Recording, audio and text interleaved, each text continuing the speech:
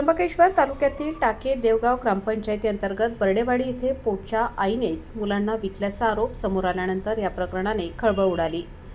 या पार्श्वभूमीवर इगतपुरी त्र्यंबकेश्वर विधानसभेचे आमदार हिरामण खोसकर यांनी संबंधित कुटुंबाची प्रत्यक्ष भेट घेऊन सविस्तर चर्चा केली। यावेळी संबंधित मातेनं आरोप फेटाळत सांगितले की मी माझ्या पोटच्या मुलांना विकलेले नाही। घरातील अतिशय गरिबीमुळे एवढ्या मुलांचा सांभाळ करणे शक्य नसल्याने माझी मुले नातेवाईकांकडेच आहेत। आमदार खोसकर यांनी घराची पाहणी केली असता कुटुंब अत्यंत दयनीय परिस्थितीत राहत असल्याचे दिसून आले। शासनाच्या विविध योजनांपासून हे कुटुंब वंचित राहिल्यामुळेच अशी वेळ ओढावल्याचे स्पष्ट झाले। या भेटीदरम्यान राष्ट्रवादी काँग्रेस, अजितदादा पवार गटाचे पदाधिकारी, सामाजिक कार्यकर्ते तसेच त्र्यंबकेश्वर तालुक्यातील ज्येष्ठ नेते पांडुरंग झोले, काशीनाथ पेहरे, निवृत्ती लिलके, कैलास पोटीदे, ज्ञानेश्वर गुंड, समाधान पेहरे, विलास आचारी, रवी झोले, शांताराम जाधव, विजय वायकडे, गोकुळ निंबेकर, संपत चहाळे, भीमा दिवे, राजू चंद्रे, भरत गुंड, संदीप जाधव आदींसह स्थानिक ग्रामस्थ मोठ्या संख्येने उपस्थित होते।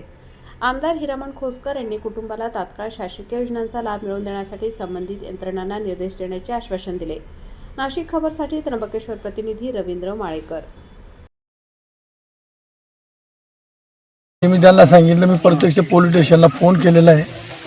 पोलीस स्टेशनला मी फोन करून पोलीस स्टेशन माहिती घेतली की पोलीस स्टेशनने जी माहिती दिली ती त्याच्यावर अवलंबून न राहता मी स्वतः प्रत्यक्ष जाऊन प्रत्यक्ष खात्री केली आणि आज प्रत्यक्ष सकाळी सगळ्या कार्यकर्त्याला फोन केला आणि प्रत्यक्ष आलो। पण जी वस्तुस्थिती पेपरला दिली ती माहिती ती सगळी चुकीची आहे, खोटी आहे। जे काही 3 मुलं दत्तक दिलेत 12 पैकी 3 मुलं दत्तक दिलेले आहेत ते सगळे त्यांच्या समाजाचेच आहे। 2 तर नातेवाईकाला दिला ते पण वडिलाचं नातेवाईक जी तिकडे दिलं याच्यामध्ये ते पण वडिलाचं नातेवाईक हे सगळे त्यांचे 2-3 नातेवाईक। एकाला तर मूल बाळ नसल्यामुळे त्यांनी दत्तक घेतलेलं आहे, दुसऱ्याला जर ते मुलंच होते एक मुलगी दत्तक घेतलेली, तिसऱ्याला पण तसंच दिलेलं, म्हणजे सगळे नातेवाईकाचं दिलेले। पैकी 12 पैकी 2 मुलीचे लग्न झाले, त्या दोन्ही दिलेले ते पण मला लिहून दिलेले। 2 मुलाचे लग्न झाले ते पण बाजूला राहते आणि आता राहिलेले 5-6 मुलं आता त्यांच्यापाशी आहे। दोन्ही सगळे मुलं शाळेत जात आहे। परिस्थिती वस्तुस्थिती अतिशय गंभीर आहे, परंतु शासनाने सुद्धा या ठिकाणी ज्यावेळेस त्यांचं कुटुंब कल्याणचं ऑपरेशन झालं त्याच्यानंतर मला वाटतं 19 वर्ष परत त्यांनी ते हे वास्तुकी अंगणवाडी कार्यकर्ती मदतनीस ज्यांचं त्या ठिकाणी लक्ष लागत होतं। शासनाला कळवायला तर त्यांना थोडंसं भावनिक करून त्यांना माहिती देऊन का हे असं आपल्याला परिस्थिती अशी, शेती नाही, हे नाही, ते नाही, वरवणी पाणी शेती, एवढ्या मुलाला तुम्ही कसं सांभाळणार, काय सांभाळणार। शासनाची पण चूक आहे, ग्रामसेवक त्याच्यामध्ये ग्रामसेवकाची सुद्धा चूक आहे, अंगणवाडी कार्यकर्त्याची चूक आहे, आरोग्य सेविकाची चूक आहे, शासनाची चूक आहे। शासनाने 100% असे काही मळ्यामध्ये कुठं शेतामध्ये जे कुटुंब राहतात त्यांच्याबरोबर महिन्यातून 2 महिन्यातून 4 महिन्यातून गेलं पाहिजे, त्यांची माहिती घेतली पाहिजे। शासन पगार देतं आणि हे पगार देतं त्याचं काम केलं पाहिजे।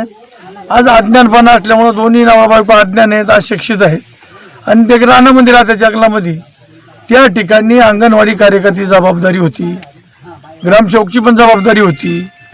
त्यांना तर ते नोंद झाली असेल, नोंद नाही हे नाही, परंतु या संदर्भामध्ये घरं नाही, घराची परिस्थिती पाहिली अतिशय वाईट घर परिस्थिती आहे।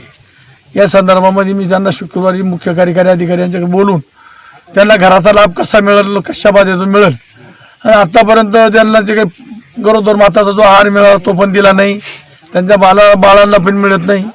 फार मोठी गंभीर परिस्थिती आहे, असं होता कामा नये। यासाठी अजितदादांनी काही माझ्यावरती जबाबदारी सोपवलेली एक राष्ट्रवादी पक्षाच्या माध्यमातून आदिवासी सेलचा प्रदेश अध्यक्ष म्हणून माझ्याजवळ जबाबदारी दिलेली। शक्यतो मला गुरुवारी पालघरला पण जायचं आहे आणि या माझ्या बाबतीमधून जनजागृती करण्यासाठी मी सुद्धा राष्ट्रवादी पक्षाच्या माध्यमातून जी अशी घटना पुढे घडू नये, हे कुठंतरी थांबलं पाहिजे, याला कुठंतरी आळा बसला पाहिजे। कधी समाजाची पण बदनामी आहे, त्या कुटुंबाची तर होती त्याच्या समाजाची पण बदनामी होती। हा समाज कुठंतरी मुलं-बाळं विकतो, अशी पण समाजाला कुठंतरी हा काळिंबा फासतो। यासाठी जनजागृती पण झाली पाहिजे।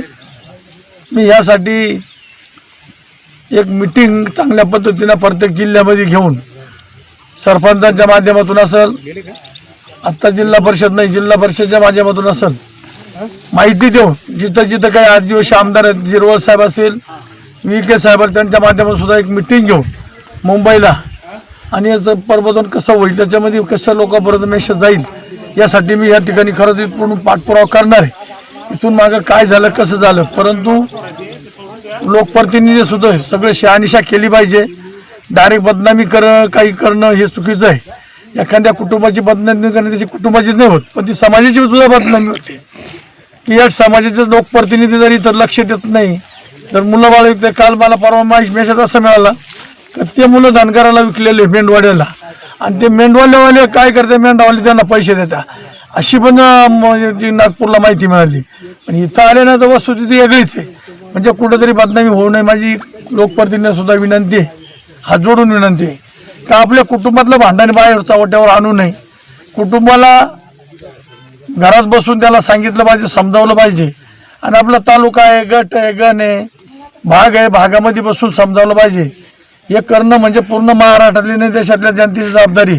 एखादा मेसेज एखादा कुठेतरी गेला आणि तो समाजाला या ठिकाणी बदनामीची पाळी येऊ नये, हीच माझी समाजाच्या कार्यकर्त्याला सगळ्याला विनंती आहे. इथून पुढं मागे झालं असेल, परंतु इथं पुढं कोणत्या गोष्टीचा विचार करूनच पुढे एखाद्या मीडियाच्या माध्यमातून असेल, वर्तमानपत्राच्या माध्यमातून असेल, जे काही घडलं ठीक आहे. इथून पुढं घडवताना कुठलीही गोष्ट असली त्या स्थानिक लोकप्रतिनिधीला विचारलं पाहिजे, जबाबदारीनं घेतलं पाहिजे. जे काही लोकांकडून आता बराचसा अजूनही सजवा, जरी आता त्यांचे मुलं बघितले मी शाळा जाता, पण ते दोघे नवरा बायको अज्ञान आहेत, अशिक्षित आहेत.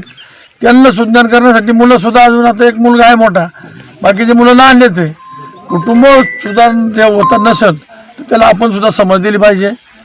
ह्या ठिकाणी ह्याचं काही अज्ञानपणाने काही घडत असेल ते सुद्धा समाजाने थांबवा. समाजाचा सुद्धा या ठिकाणी फार मोठा अपमान आहे. एक समाजाच्या माणसाने केलं तर हजार काही लाखो समाजाला हा कमान खाली घालण्याची पाळी येऊ नये अशी विनंती करतो. थांबतो.